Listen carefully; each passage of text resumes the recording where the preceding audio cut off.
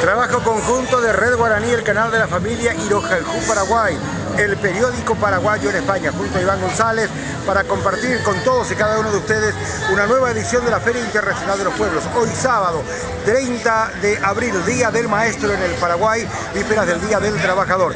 Esta es la caseta en donde el rojo, blanco y azul del pendón paraguaño se está enseñoreando en el marco celebratorio del bicentenario de la independencia del Paraguay. Muestras de la artesanía paraguaya, su canto, su música, su danza, con artistas nacionales de jerarquía internacional radicados en la Costa del Sol y también en la capital española.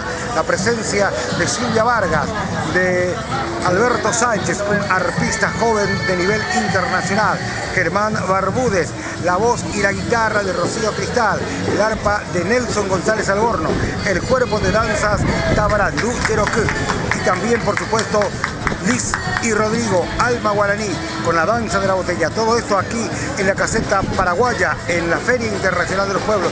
Fue en Girola, 17ª edición, les invitamos a compartir. Síganos, por favor, junto a Rojaljú Paraguay y Red Guaraní. Adelante, entramos en la caseta.